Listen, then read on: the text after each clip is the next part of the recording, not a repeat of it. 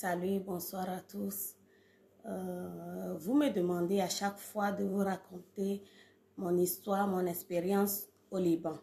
Mais je vous ai dit, je dois aller détail par détail avant d'en arriver là. Ce serait quelque chose dans mon truc de biographie. Du coup, je vais sauter quelques détails pour vite en arriver. Le titre, j'ai dit ma biographie 2. Ma biographie 1 était l'autre qui avait comme titre à nos parents. Oui, à nos parents. Je vais vous le bien refaire pour dire ma biographie 1, quelque chose comme ça, pour que vous me suivez très bien. Et si c'est autre chose, j'écrirai autre titre. Et si c'est toujours dans le sens de ma biographie jusqu'à en arriver à mes expériences au Liban, je vous le dirai, ma biographie 2, 3, ainsi de suite, comme ça, vous ne perdrez pas. Ok. Bon, l'autre fois, je me suis arrêtée du niveau où, avec mon premier copain, comment ça s'est passé et j'ai été déviagée, ainsi de suite. Donc, et là, ça n'a pas été facile pour le monsieur. Des convocations sur des convocations, on a traîné plusieurs parties. Du coup, très vite, on a rompu et je ne vais pas aller dans les détails. Donc, après tout, je suis tombée sur un autre gars et on a rompu aussi. Et maintenant, je suis avec le père de mon fils. J'ai un fils, je vous ai dit que l'autre fois, c'était du bad parce que sur Facebook, les gens ont tendance à coller de sales noms aux gens, raison pour laquelle je vous ai fait ma biographie, le titre qui était ma biographie, tout est fausse là-dedans. Maintenant, donc, pour en arriver à ce que Nabi, non, le dit, il y a un qui avait un de me Ah, ok. Du coup, c'est ça. Maintenant, donc, pourquoi je suis tombée enceinte, je vais vous expliquer. Parce que ce sont des détails que j'ai à vous donner jusqu'à en arriver sur mon expérience, ce qui a fait que j'ai été au Liban, des trucs comme ça. Et en même temps, ce sont des conseils. C'est pas ma vie que je viens raconter pour rien autour. Non, moi, je l'ai déjà vécu. Du coup, ça me ferait plaisir de raconter cela pour que d'autres personnes en prennent là-dedans et que soient épargnées de quoi que ce soit. S'il y a du mal là-dedans et s'il y a du bien à tirer comme conseil, comme truc à reproduire, à vous de voir. Et puis, je sais que vous êtes tellement assez majeur pour me suivre et pour prendre le bien là-dedans. Je vous ai dit, nous sommes que deux. J'ai ma petite sœur, Ayele Ayoko. Et tout a commencé ici quand nos parents, je vous demande pardon, les parents, je vous demande pardon. Ce n'est pas une très bonne chose. Mais si ça arrive, il va falloir que vous le preniez comme ça. N'optez jamais pour l'avortement à vos enfants. Vous risquez de perdre l'enfant. Vous risquez de perdre l'enfant et vos petits-fils, ainsi de suite. C'est quelque chose qui est tellement horrible. Donc, pour que cela ne vous vienne pas, ne vous arrive pas, je vous raconte l'histoire de ma propre sœur, de mes propres parents, l'expérience que nous avons vécue. Pour que, si vous êtes dans ces conditions, n'optez pas pour l'avortement à ce que vous risquez de perdre les deux enfants. C'est quelque chose qui est tellement douloureux et ne le faites pas. Donc, nous sommes que deux filles. On va à l'école et tout. On était bien entretenus. Donc, ma petite soeur, quand elle a commencé en un rien de temps, et qu'est-ce qui s'est passé? C'était son premier gars. Personne ne savait même dans la maison qu'elle fréquentait un homme. Elle était des trucs comme ça. Et un jour, Comme ça, un jour, on n'en savait rien. Moi, ma mère, on n'en savait rien, absolument rien du tout. Donc, c'était un 2 janvier, il y avait une femme qui est rentrée chez nous. Elle a demandé à ma mère que vous êtes la mère de, ou vous êtes la patronne, la dame de cette maison. Ma mère a répondu oui. Donc, ma mère disait à la dame disait à ma mère, et votre fille est enceinte jusqu'à terme et vous n'êtes au courant de rien.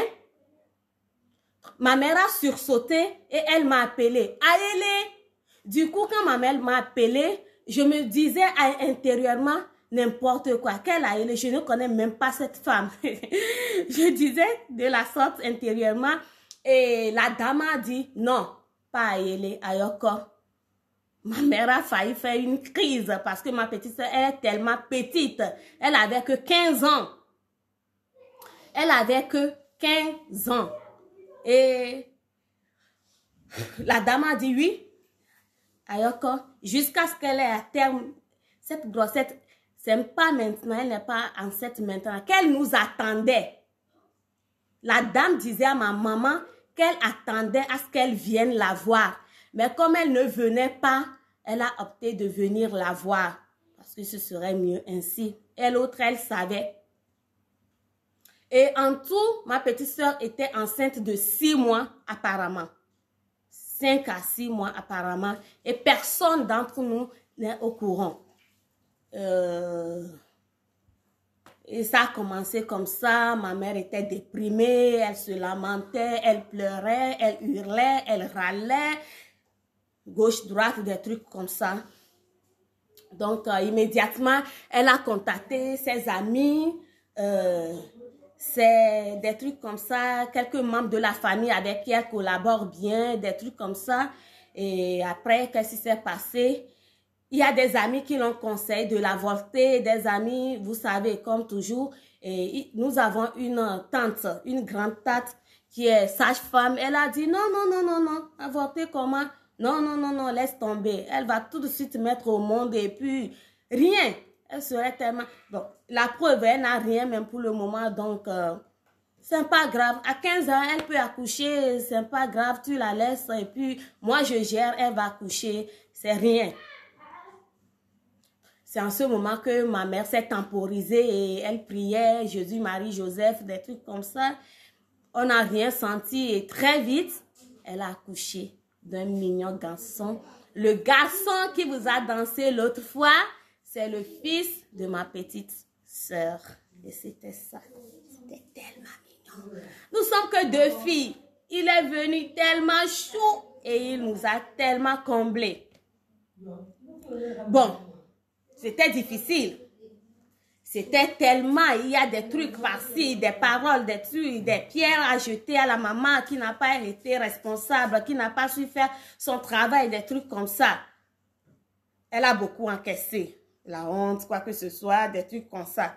Mais elle était tellement fière que sa fille vit toujours. Elle a un petit-fils. Et jusqu'au jour d'aujourd'hui, on n'a jamais, jamais, absolument jamais regretté nos enfants. Jamais, jamais du tout. On n'a pas regretté une seule seconde nos enfants. Je vous le dis. Hein? C'est ça. Bon, là, je vous fais savoir ce qui a fait que je suis tombée enceinte, moi. C'est ça que j'ai voulu vous dire, ou je veux vous dire maintenant. Donc, moi de nature, j'adore les enfants. J'aime tellement les enfants. Mais ma petite soeur, c'est le contraire. Non.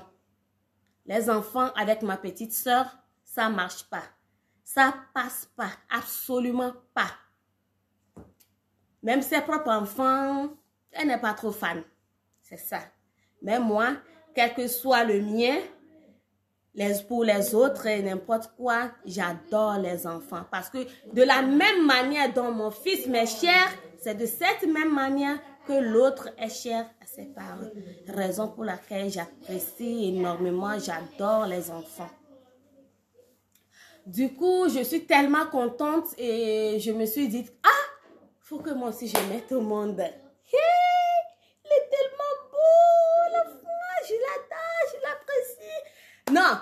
je dois mettre au monde moi aussi. C'est là où mes parents sont fâchés, tellement fâchés de moi. Eh oui. Donc, ma petite sœur a fait une bêtise. Et là, je suis contente. Et tout droit, je fonce et je fais aussi cette bêtise moi. Je vous demande pardon, mes mamans, mes parents, mes chéris, mes bisous.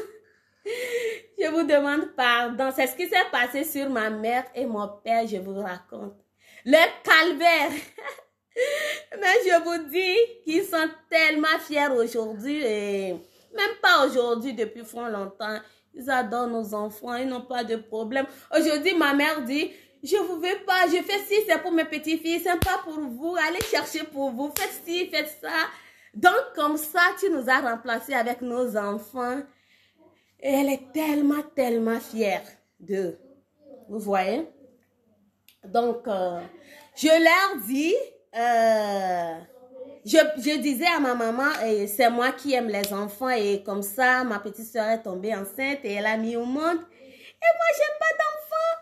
Auparavant aussi, je crois que c'était tellement difficile d'avoir des enfants et je ne pourrais pas les avoir, la souffrance, et trucs comme ça. Je réfléchissais tellement. Mais j'ai vu, je suis plus forte que ma petite soeur, je suis plus courageuse qu'elle, je suis plus ça, je suis plus ça.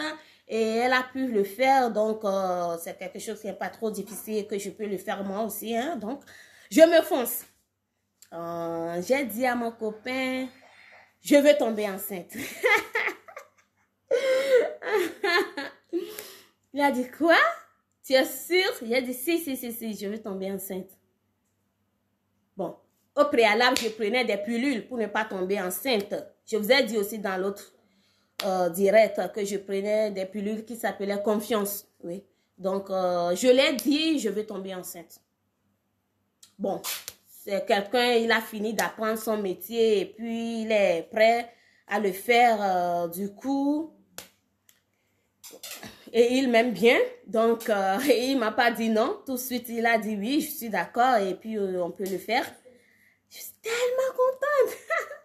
Donc, je revenais dire à ma mère, je vais tomber enceinte. Donc, elle ne sait pas que c'est quelque chose que je veux faire tout de suite et que je suis sincère et des trucs comme ça, mais je sais comme ça. Donc, après, j'ai demandé des conseils. Ils m'ont dit, bon, même bien avant de prendre cette pilule, je leur dis, et c'est sans effet secondaire, des trucs comme ça. Ils m'ont dit, juste quand je vais tomber enceinte, il fallait que je l'arrête 2 mois ou quelque chose comme ça. Et puis, très vite, je tomberai enceinte. J'ai dit, ok, d'accord. Donc, avec ça, j'ai seulement arrêté de le prendre jusque 3 mois. On a laissé tellement d'expérience et d'espace à ce que je ne puisse pas avoir des complications de grossesse, des trucs comme ça pour tout sécuriser. Du coup, j'ai fait ça. Et entre-temps, dans l'espace de ces 3 mois, 0 rapport. Du coup, quand c'est fini, tout est planifié, des trucs comme ça. C'était le 5, c'était un vendredi, le 5 mars. Il y avait eu l'élection présidentielle le 4, c'était un jeudi, le 4 mars.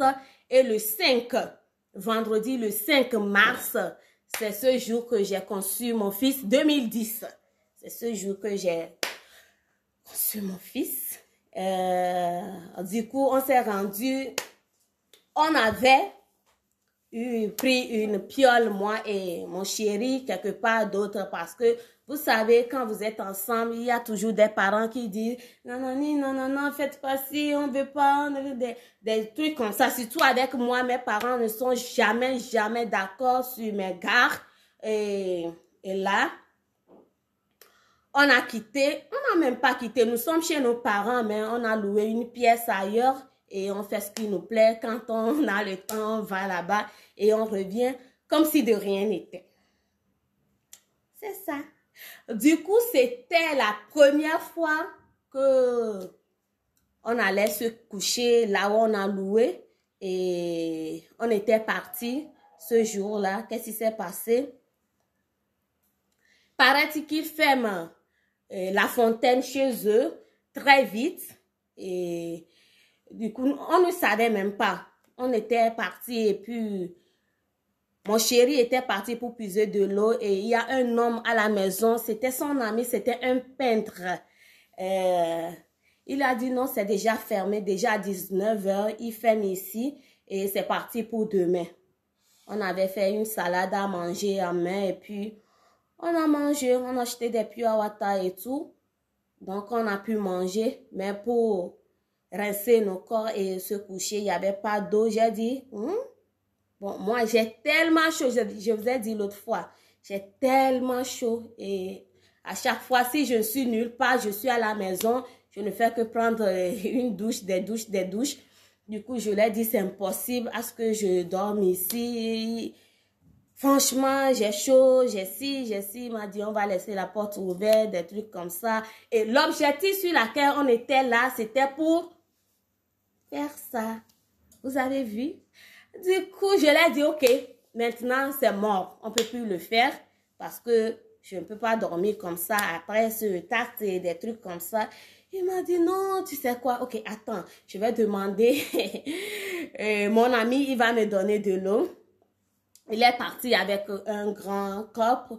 Le monsieur lui a donné de l'eau. En premier abord, pour que nous puissions laver nos mains après d'avoir mangé, le monsieur lui a donné de l'eau. Et au second tour, il a pris un petit seau. Le monsieur lui a donné. Quand j'ai dit, je ne peux pas passer à l'acte sans me rincer et trucs comme ça, il a amené un petit seau d'eau et il a dit ok ça va on peut le faire. J'ai dit mais non c'est trop petit l'eau, non franchement je dois me laver, j'ai tellement chaud. Il me dit si tu n'as plus envie de faire dis-moi. J'ai dit si j'ai envie de faire. Non tu sais qu'on a planifié ça depuis fort longtemps donc je veux le faire, je veux un enfant, non je veux donc c'était quoi aussi bon d'après pour avoir un garçon, mon homme il adore que des garçons, il n'aime pas des filles. Du coup, c'est quelque chose dans sa famille. Eux, ils font des garçons. Et moi, pour être certaine que je dois avoir un garçon, j'ai compté le sigle. Façon pour avoir un garçon, c'était ce jour et des trucs comme ça. Je l'ai dit, ça doit être seulement aujourd'hui. Sinon, je serai dans le doute de te faire une fille et tu risques de ne pas l'aimer. Donc, je ne veux pas autre jour. Ça doit être aujourd'hui. Donc, je suis là, je veux le faire, mais seulement c'est l'eau qui nous fait défaut.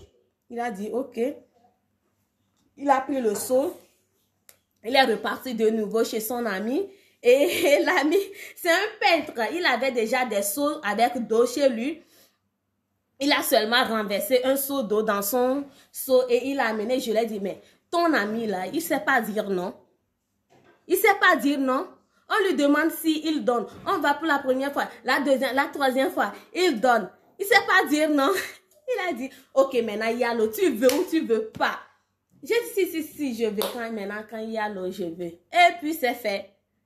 Et c'est fait. Et il est là, mon mignon garçon. Il est venu. Donc, déjà, on comptait le jour où je dois accoucher. Bon, on a fait, nous. On ne sait pas si ça doit faire, mais bon, on était sûrs parce que c'était des trucs comme ça, d'après le sigle et tout. Bon, mais après tout, c'est Dieu qui décide. Sinon, il y a de multiples dames qui sont stériles. Est-ce que l'autre, elle ne compte pas? Si, elle compte, mais c'est Dieu qui décide. Donc, on l'a fait par la faveur de Dieu et puis il nous a accordé et c'était juste tombé. Donc, je lui ai dit, si je dois tomber enceinte aujourd'hui, donc je dois accoucher le 5 décembre. C'était le 5 mars. Donc, je lui ai dit, je dois tomber enceinte le 5 décembre et je dois accoucher le 5 décembre. Il m'a dit non, que sa tante lui a dit, pour les jeunes filles, ça n'atteint même pas 9 mois, que ça fait moins 10 jours ou plus 10 jours, des trucs comme ça, que toutes les grossesses ne tombent pas systématiquement sur 9 mois. Ça dépasse de 10 jours ou de quelques jours. Mais pour les jeunes filles, ça n'atteint même pas. Ça recule. Du coup, lui, il opte pour le 25 novembre. C'est ce qu'il m'a dit. Lui, il fait moins 10. Selon ce que sa tante l'a dit, que les jeunes filles, ça n'atteint pas 9 mois. Que lui, il opte pour le 25 novembre. Donc, Et on s'est parié, on a dit, ok, on va voir qui gagnera. Et devinez c'est quoi? Non. Bye. C'est pour la prochaine. Ciao, ciao.